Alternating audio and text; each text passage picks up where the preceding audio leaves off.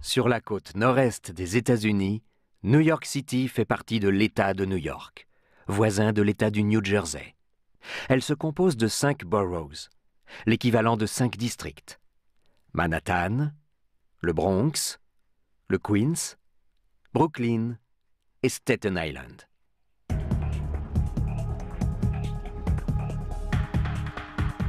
Au sud, Manhattan est une étroite langue de terre. Elle est suffisamment large néanmoins pour contenir une véritable puissance économique et financière. La bourse de New York est la première au monde. La ville est le symbole même de la réussite capitaliste. Une réussite qui permet un haut niveau de vie, mais qui accélère le rythme de l'existence. La réussite entraîne également une forte densité urbaine. Et la configuration des lieux donne à l'architecture des lignes uniques. La diversité architecturale a des origines historiques. Les premiers habitants, hollandais, ont construit des maisons à leur façon. Les différents styles que l'architecture européenne avait mis des siècles à élaborer furent assimilés ici en quelques décennies. L'architecture devint très vite à New York un moyen d'arborer sa fortune. Les immeubles indiquent la direction à suivre, dépenser pour se dépasser. Mais il ne suffit pas de monter le plus haut possible. Il faut aussi faire preuve d'originalité, interpeller, intriguer, inventer, pour s'illustrer dans une ville où la concurrence est impitoyable. Les fleurons de l'industrie américaine rivalisent par gratte-ciel interposé. Le Chrysler Building fut inauguré en 1930. Plus élevé que la Tour Eiffel, il resta l'immeuble le plus haut du monde pendant quelques mois seulement. Le temps d'être battu par l'Empire State Building, réalisé en un peu plus d'1 an. L'Empire State Building est aujourd'hui le plus haut de New York. Il fut le plus haut du monde durant 40 ans. Les immeubles de Midtown, le centre de Manhattan, ont gravé en plein ciel la folle épopée de l'architecture new-yorkaise.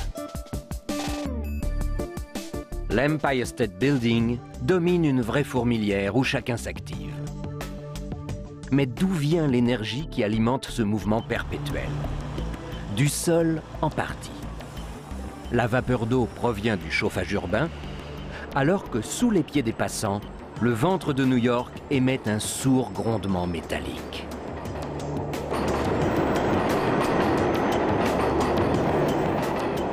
Le métro de New York est en service depuis le début du XXe siècle. Le réseau, qui est le plus vaste de tout le pays, est aussi un des plus sûrs. Le matériel a été rénové et la propreté des lieux a beaucoup progressé. À Manhattan, le réseau du métro est entièrement souterrain. Les rames émergent du sol lorsqu'elles prennent la direction des autres boroughs. C'est le trajet des commuters, ceux qui travaillent à Manhattan et vivent en dehors.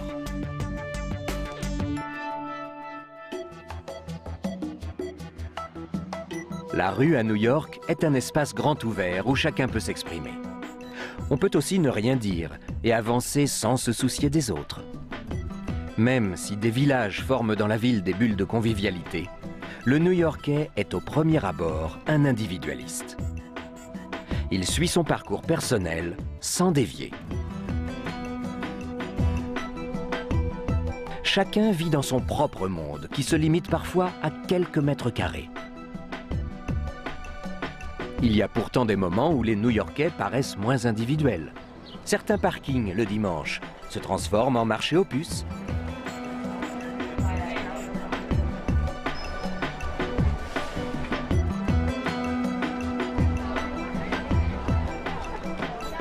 La ville gagne alors en chaleur humaine. Chacun semble se connaître, les échanges se multiplient. Débarrassés des contraintes horaires, les New-Yorkais chinent et font tranquillement leur marché.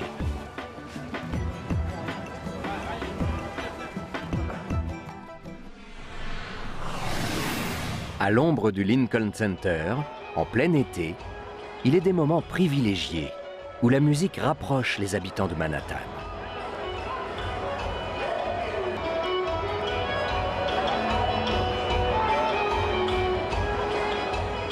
Mais bientôt, la vie reprend son rythme.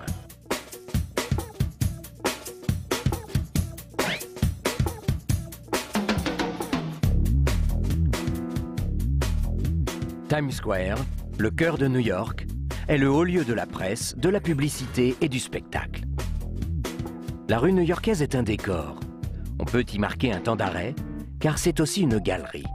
À New York, l'art est descendu dans la rue. La ville se reflète dans ses œuvres d'art.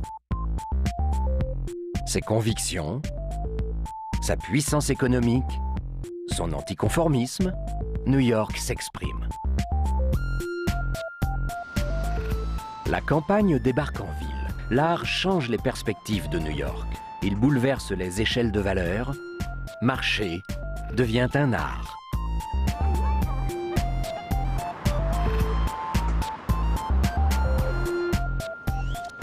L'art conduit naturellement vers les musées.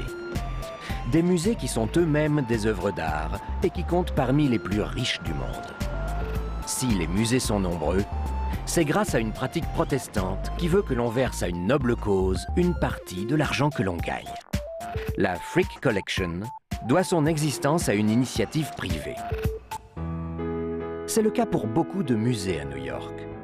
Henry Clay Frick avait fait fortune dans l'acier. Dans son hôtel particulier, il amassa une fantastique collection de tableaux. Plusieurs chefs-d'œuvre de la peinture européenne en font partie.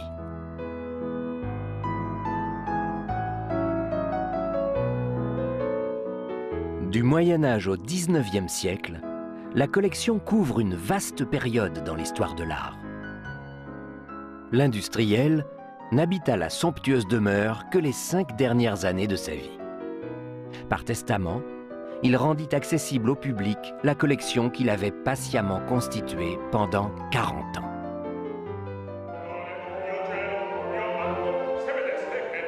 L'art est partout à New York, notamment dans les églises.